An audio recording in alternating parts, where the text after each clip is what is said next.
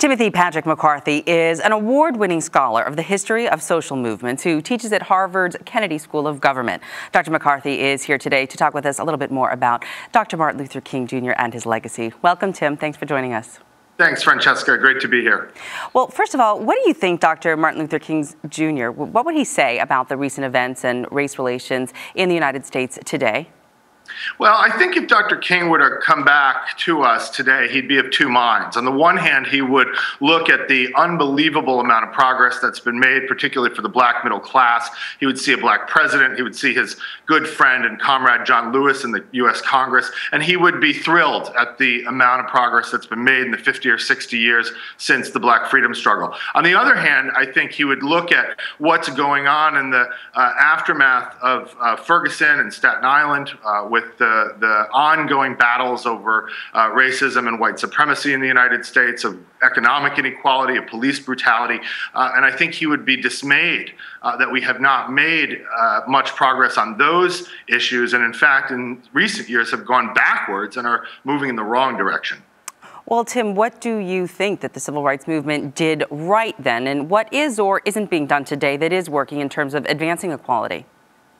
Well, I think one thing the civil rights movement did was it was relentless in its local organizing. I think one of the things that we think about when we look back at history is we think about this black freedom struggle or this civil rights movement as a fully formed national movement that had global implications. But when in reality, the civil rights movement was, and always was, a series of local organizing battles on the ground in places like Albany, Georgia, and Birmingham, Alabama, and Montgomery, and Selma, and all of these different places where different battles for different kinds of rights against this sort of infrastructure of white supremacy and racist violence. That organizing that took place on the local level was always at the heart and soul of the movement itself. And so I think today, when we think about a national movement in the wake of Ferguson and Staten Island, the Black Lives Matter movement, I think that we will see similar kinds of local organizing strategies that are linked up to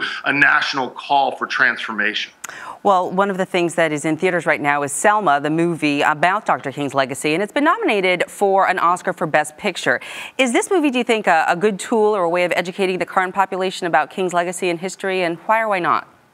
Well, there's no question that the film is a powerful film, and notwithstanding the recent snubs that it got for direction and acting at the Oscars, it is up for Best Picture. And this film has ignited, I think, a national debate, or reignited a national debate about some really important things. The first thing that the film depicts is a movement of the people. It is much more of a grassroots representation of the civil rights movement and the black freedom struggle than it is a biopic specifically about the greatness of Martin Luther King, as great as he was. So this is a movement about the people and the grassroots strategies that brought about that great social change. There's also a debate going on that I think this film has helped to reignite, which is who is responsible for the great transformation and changes of the civil rights movement and the black freedom struggle. There's a huge national debate right now about the representation of LBJ, of Lyndon Johnson, in the film. And this is a heated debate that has been going on since the civil rights movement, the relationship between King and LBJ, who was responsible for the changes that took place during the 1960s, and then ultimately who fueled the movement. Where did that energy come from? And that energy was always coming from and deriving principally from the people, and the film depicts that in a powerful and wonderful way. Certainly a movie about a biopic. Last question, Tim, take me back to the civil rights movement. Remind us of what Dr. King was really fighting against, the kind of Jim Crow laws and forms of oppression that did exist, that aren't here today. Yeah.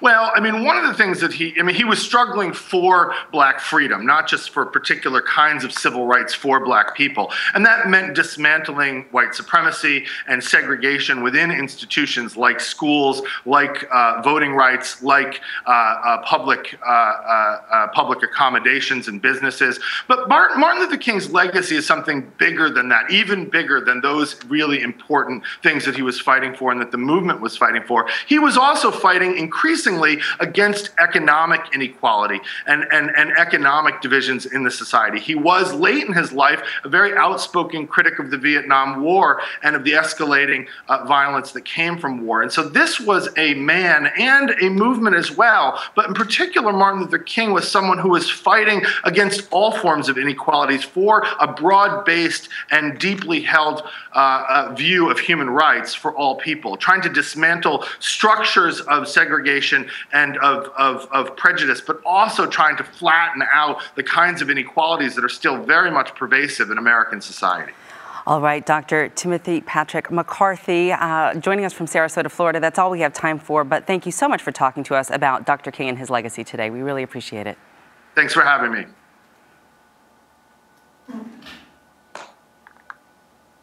And you're watching Arise News Weekend. Say goodbye to Hollywood. You say goodbye to him? Oh, yeah, goodbye, Tim. No, I mean, you want me to start over and just say that? Okay. Oh, I can say goodbye. Okay. Hi, Tim. Bye, Tim. Anyway, no, we're done. I guess he was just saying that I could say bye to you. Oh, okay. What are you doing in Florida? Oh, I'm down here finishing up my play. I'm at my parents' place. Oh, awesome. Okay. Yeah, I saw that you said it was going to be staged at the Loeb in April, I think? Yeah, April 28th. That is so awesome. I'm so happy for you. I'm going to have to come and check it out. We're going to have lunch again. Yes, of course. All right, sweetheart. Well, listen, I got to go and, carry on. But the question I didn't get to ask you, though, is who is the Dr. King of today? Is there anybody out there? I think that given the way that our media culture is so small d democratic these days, I don't know if we're going to see a king. I don't think any movement moving forward is going to have one figure that rises above the rest of the movement. I think that you're seeing in the Black Lives Matter movement and in Occupy and in so many of these other movements, much more of a democratization of leadership. Yeah. So the leadership it's kind more of spread out. Grassroots level, and one individual exceptional person isn't kind of plucked out for the purposes of visibility and representation. Yeah. I actually think that we need to resist the tendency to find one leader or the leader. As important as Dr. King was, there were so many other people who made that movement happen. And I think that that's true today. And the more we focus on the organizing and the strategies and the goals of the movement rather than trying to find the next King or the next Malcolm X, I think we're better off. All right. That's awesome. I'm sorry we didn't get that one on tape. But anyway, all right. Thank you, Lovey. Have a good time. I'll see you soon. Bye, dear. Take care. Bye, honey.